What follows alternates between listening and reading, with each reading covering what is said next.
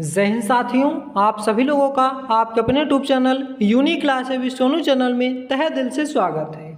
इस वीडियो में हम लोग पढ़ेंगे परमाणु संरचना एटॉमिक स्ट्रक्चर को। इस चैप्टर को हम लोग फाइनली पढ़ चुके हैं और इस वीडियो में हम लोग इस चैप्टर का क्या करेंगे, रिवीजन करेंगे। तो आइए स्टार्ट करते हैं बिना देरी किए हुए। पहला प्रश्न, सामान्यतः परमाणु के नाभिक में होते हैं। तो सामान्यतः परमाणु के नाभिक में क्या होते हैं, प्रोटॉन तथा न्यूट्रॉन होते हैं। ऑप्शन नंबर ए यहाँ पे करेक्ट हो जाएगा। तो हम लोग रिवीजन कर रहे हैं इसलिए बहुत फास्ट तरीके से करेंगे। परमाणु क्या होता है, किसी तत्व का वह छोटा से छोटा कण जो किसी रासायनिक अभिक्रिया में भाग ले सकता है परंतु स्वतंत्र अवस्था में नहीं रह सकता, परमाणु कहलाता है। परमाणु के नाभिक में प्रोटॉन तथा न्यूट्रॉन दोनों होता है। प्रोटॉन, परमाणु के अंदर प्रोटॉन एक ऐसा सूक्ष्म कण है जिसके सापेक्ष द्रव्यमान हाइड्रोजन परमाणु के द्रव्यमान के लगभग बराबर होता है और इस कण पर इकाई धनावेश रहता है। परमाणु में धन आवेश युक्त इस कण की खोज का श्रेय गोल्डस्टीन को जाता है, यानी कि प्रोटॉन की खोज किसने की थी, गोल्डस्टीन ने की थी। Next, neutron. न्यूट्रॉन, परमाणु के अंदर न्यूट्रॉन एक ऐसा सूक्ष्म कण है जिसका द्रव्यमान प्रोटॉन के द्रव्यमान के लगभग बराबर होता है लेकिन इस पर कोई आवेश नहीं होता, अर्थात न्यूट्रॉन एक उदासीन कण है। न्यूट्रॉन की खोज 1932 में चैडविक ने बेरिलियम धातु पर अल्फा कणों की आघात से की थी। दूसरा प्रश्न, रदरफोर्ड के अल्फा कण प्रकीर्णन के फलस्वरूप किसकी खोज हुई थी। तो इस प्रश्न का सही जवाब हो जाएगा ऑप्शन नंबर सी, परमाणु नाभिक की खोज हुई थी। नेक्स्ट है, इलेक्ट्रॉन की समतुल्य प्रतिद्रव्य कणों को क्या कहा जाता है। तो इसे कहा जाता है positron. Option number D correct हो जाएगा। इलेक्ट्रॉन के समतुल्य प्रतिद्रव्य कणों को पॉजिट्रॉन कहा जाता है। पॉजिट्रॉन इलेक्ट्रॉन परमाणु में पाया जाने वाला एक मौलिक कण है। इसकी खोज सन 1932 ईस्वी में कार्ल डी एंडरसन ने की थी। यह एक धन आवेशित मूल कण है। नेक्स्ट है, जेम्स चैडविक ने किस उप परमाणविक कण की खोज की थी। तो यहाँ पे करेक्ट आंसर हो जाएगा ऑप्शन नंबर सी, न्यूट्रॉन की। न्यूट्रॉन की खोज 1932 में जेम्स चैडविक ने की थी। यह एक आवेश रहित मूल कण है जो परमाणु के नाभिक में रहता है। इसका द्रव्यमान प्रोटॉन के द्रव्यमान के लगभग बराबर होता है। नेक्स्ट है, किस ब्रिटिश भौतिक विज्ञानी को इलेक्ट्रॉनों की खोज से संबंधित उनके कार्य के लिए 1906 में भौतिकी के नोबेल पुरस्कार से सम्मानित किया गया था। तो यहाँ पे ऑप्शन नंबर सी करेक्ट हो जाएगा, जे थॉमसन को।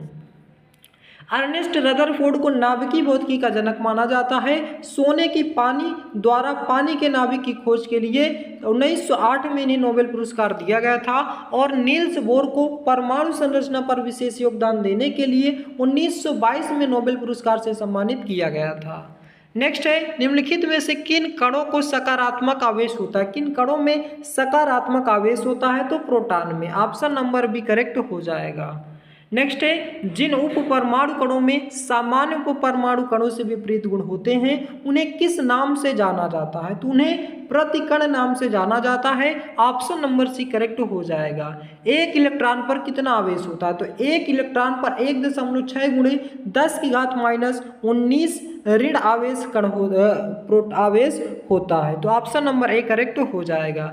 इलेक्ट्रॉन का द्रव्यमान 9.1 गुणे 10 की घात -31 किलोग्राम होता है। न्यूट्रॉन की को छोड़कर सभी परमाणु में मौजूद होते हैं। तो ऑप्शन नंबर बी करेक्ट हो जाएगा, हाइड्रोजन। हाइड्रोजन परमाणु के नाभिक में एक प्रोटॉन के साथ एक इलेक्ट्रॉन में पाया जाता है। इसके नाभिक में कोई न्यूट्रॉन नहीं होता है। न्यूट्रॉन के अलावा सभी परमाणु के नाभिक में मौजूद होते हैं कार्बन, नाइट्रोजन, हाइड्रोजन, ऑक्सीजन। तो यहाँ पे करेक्ट आंसर हो जाएगा हाइड्रोजन। नेक्स्ट, कौन सा परमाणु का एक उपकण नहीं है। तो यहाँ पे करेक्ट आंसर हो जाएगा option number A, xenon. Next है, प्रोटॉन में धनात्मक आवेश होता है। कितना होता है, तो 1.6 गुणे 10 की घात 19 कूलाम। यहाँ पे धनात्मक होता है और इलेक्ट्रॉन में ऋणात्मक होता है। और प्रोटॉन का द्रव्यमान कितना होता है, 1.6 गुणे 10 की घात -27 किलोग्राम। प्रोटॉन की खोज 1886 में ईस्वी में गोल्डस्टीन ने की थी परंतु इस कण का नाम प्रोटॉन रदरफोर्ड ने 1919 में दिया था। कैथोड किरण प्रयोग पहली बार किसके द्वारा किया गया था। तो यहाँ पे ऑप्शन नंबर सी करेक्ट हो जाएगा, जे थॉमसन के द्वारा। पहली बार कैथोड किरण का प्रयोग जे थॉमसन के द्वारा किया गया था। रदरफोर्ड परमाणु मॉडल का वर्णन नहीं करता। तो करेक्ट आंसर हो जाएगा परमाणु के स्थायित्व का। नेक्स्ट है रदरफोर्ड परमाणु मॉडल में अल्फा कण पर प्रक्षेपित किए जाते हैं। तो अल्फा कण पर अभी जस्ट हमने पढ़ा था स्वर्ण प्रक्षेपित किए जाते हैं। ऑप्शन नंबर ए करेक्ट हो जाएगा। सन 1911 में रदरफोर्ड ने अल्फा कण प्रकीर्णन का प्रयोग किया जो किसी परमाणु के नाभिक की खोज के लिए उत्तरदायी था। इस प्रयोग में उन्होंने सोने धातु की पतली पन्नी पर अल्फा कणों का प्रक्षेपित किया।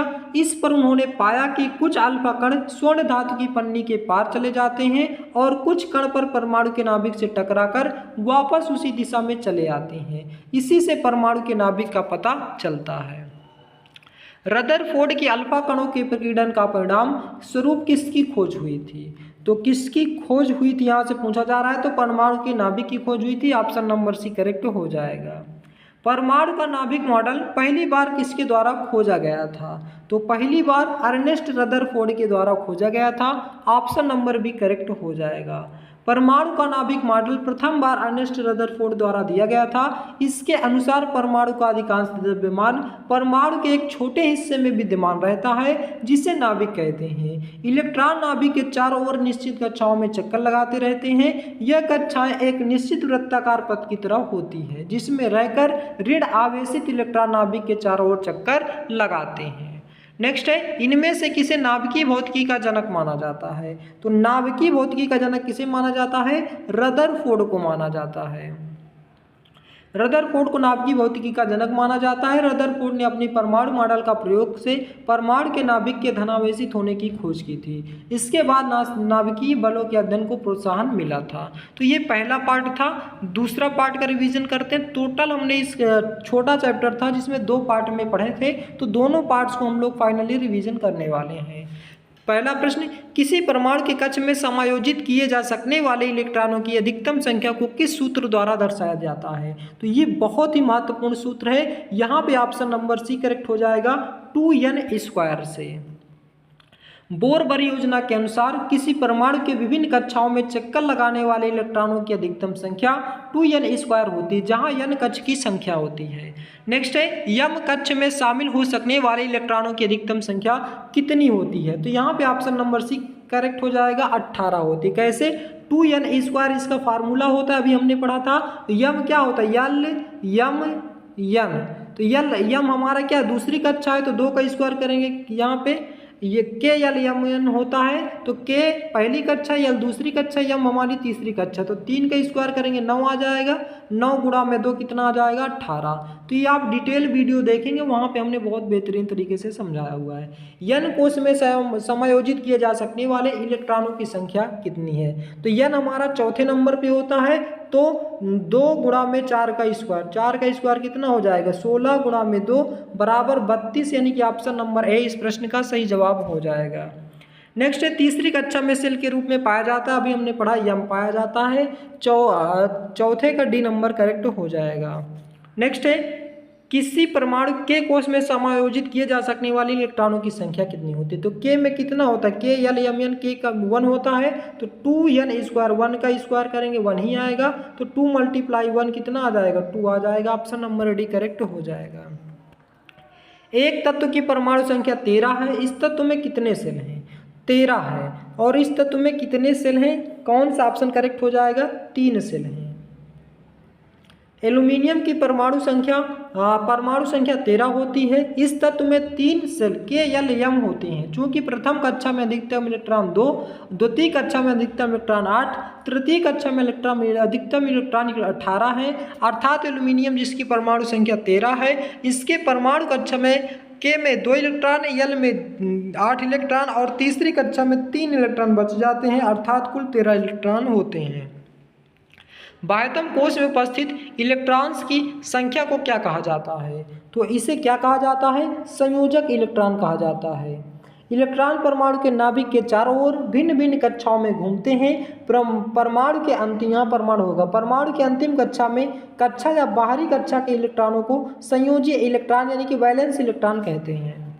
हीलियम को छोड़कर सभी नोबेल गैसों में सबसे बाहरी कोश में कितने इलेक्ट्रॉन होते हैं? तो ऑप्शन नंबर डी करेक्ट हो जाएगा। 8 इलेक्ट्रॉन होते हैं। यहाँ पे आप देख सकते हैं हीलियम में 2 हैं, बाकी सभी के बाहरी कक्षा में कितने इलेक्ट्रॉन हैं? 8 इलेक्ट्रॉन हैं। सर्वाधिक स्थिर या अक्रिय परमाणुओं की बाह्य कोश में इलेक्ट्रॉनों की संख्या कितनी होती है? तो टोटल 8 होती है, अभी जस्ट हमने ऊपर पढ़ा है। एक तत्व का इलेक्ट्रॉनिक विन्यास 2 8 8 है, यह किस समूह से संबंधित है? तो 8 2 10 8 18 बोले तो ऑप्शन नंबर सी करेक्ट हो जाएगा। और यह तत्व अक्रिय गैसों का सदस्य है, ये आपको याद रखना है। किसी तत्व का इलेक्ट्रॉनिक विन्यास 2 8 5 है, उस तत्व का नाम बताइए। 2 8 10 5 15 15 पे क्या होता है? फास्फोरस होता है। ऑप्शन नंबर ए यहाँ पे करेक्ट हो जाएगा। फास्फोरस का इलेक्ट्रॉन पी से डिनोट करते हैं, ये आपको याद रखना है। सल्फर का कितना हो जाएगा? सल्फर का हो जाएगा आपका 16 हो जाएगा। इसके इलेक्ट्रॉनिक विन्यास कितना हो जाएगा? 2 8 6। इसी तरीके से क्लोरीन के परमाणु संख्या कितना होता है? 17 होता है, तो 2 8 7 हो जाएगा। और इसी तरह से मैग्नीशियम का 2 8 2 हो जाएगा मैग्नीशियम का। तो यहाँ पे आपका क्लियर हो गया। इलेक्ट्रॉनों की वह अधिकतम संख्या जो बाह्य कक्षा में रह सकते हैं, तो कौन सा ऑप्शन करेक्ट हो जाएगा? 8 होगा, अभी जस्ट हमने पढ़ा है। इलेक्ट्रॉनों की अधिकतम संख्या जो बाह्यतम कक्षा में रह सकते हैं 8 होती है। मैग्नीशियम परमाणु के इलेक्ट्रॉनों का वितरण कितना होता है? मैग्नीशियम कितना होता है? मैग्नीशियम अभी हमने पढ़ा था 2 8 2 होता है। तो यहाँ पे कौन सा ऑप्शन करेक्ट हो जाएगा? Option number B. नेक्स्ट है, जिस परमाणु की बाह्य कक्षा में इलेक्ट्रॉनों की संख्या पूर्ण होती है उसे क्या कहा जाता है? अगर बाह्य कक्षा में इलेक्ट्रॉनों की संख्या पूर्ण होगी तो उसे क्या कहेंगे? शून्य कहेंगे। शून्य। जिस परमाणु की बाह्य कक्षा में इलेक्ट्रॉनों की संख्या पूर्ण होती है उसकी संयोजकता शून्य होती है। किसी भी तत्व के संयोग करने की क्षमता संयोजकता कहलाती है। अधातुओं में आमतौर पर सबसे बारीक कक्षा में इलेक्ट्रॉन होते हैं, तो ये आपको याद रखना है, बहुत ही मोस्ट इंपॉर्टेंट क्वेश्चन है। तो यहाँ पे पांचवा ऑप्शन नंबर बी करेक्ट हो जाएगा। 5 6 7 8। अधातु बोले तो 5 6 7 8, और अगर धातु बोला जाए तो 1 2 या 3। ये एक्सप्लेनेशन आप देख सकते हैं। वे तत्व जो इलेक्ट्रॉन ग्रहण करते हैं अधातु कहलाते हैं, या इलेक्ट्रॉन ग्रहण करने से ऋण आयन बनाते हैं। अधातुओं में आमतौर पर बाहरी सतह में 4 से लेकर के 8 इलेक्ट्रॉन होते हैं, जबकि धातुओं की बाहरी सतह में 1 से लेकर के 3 इलेक्ट्रॉन होते हैं। इनमें से कौन सा धातु का इलेक्ट्रॉनिक विन्यास है? तो धातु का कौन सा अभी जस्ट हमने पढ़ा था, तो आप बता सकते हैं कि ऑप्शन नंबर ए करेक्ट हो जाएगा। 2 8 3। नेक्स्ट है, एक तत्व का इलेक्ट्रॉनिक विन्यास 2 8 7 है, इसकी संयोजकता होगी। इसकी संयोजकता क्या है? 7 है, लास्ट में 8 होनी चाहिए, तो 1 की कमी है, 1 हो जाएगा तो 8 हो जाएगा, यानी कि ऑप्शन नंबर बी यहाँ पे करेक्ट हो जाएगा। नेक्स्ट बात करें, उस तत्व का नाम बताइए जिसके इलेक्ट्रॉनिक विन्यास ये है 2 8 7। 8 2 10 7 17। 17 पे क्या आता है? Chlorine. Option number C correct हो जाएगा। सभी के सभी प्रीवियस ईयर क्वेश्चन है, अच्छे से आप इसको रिवीजन करेंगे। हाइजेनबर्ग का निश्चितता के सिद्धांत के संवेग या निश्चितता का एक कण स्थिति को, तो यहाँ पे जो ऑप्शन नंबर करेक्ट हो जाएगा डी। घटाया नहीं जा सकता क्योंकि मौलिक रूप से अंतर्निष्ठ है। नेक्स्ट है, हाइजेनबर्ग के निश्चितता का सिद्धांत। इस सिद्धांत के अनुसार किसी गतिमान कण की स्थिति और संवेग को एक साथ ठीक नहीं मापा जा सकता।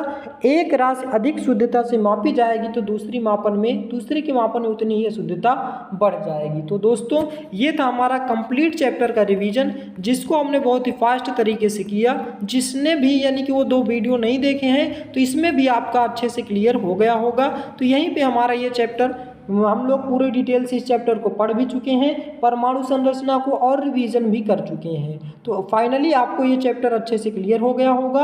आशा करता हूँ दोस्तों कि ये चैप्टर आपका क्लियर हो ही गया होगा। तो यदि आप हमारे चैनल पर नए हैं तो चैनल को सब्सक्राइब करें, वीडियो को लाइक करें और ज़्यादा से ज़्यादा शेयर करें। वीडियो को लास्ट तक देखने के लिए बहुत बहुत धन्यवाद। मिलते हैं नेक्स्ट वीडियो में। जय हिंद, जय भारत।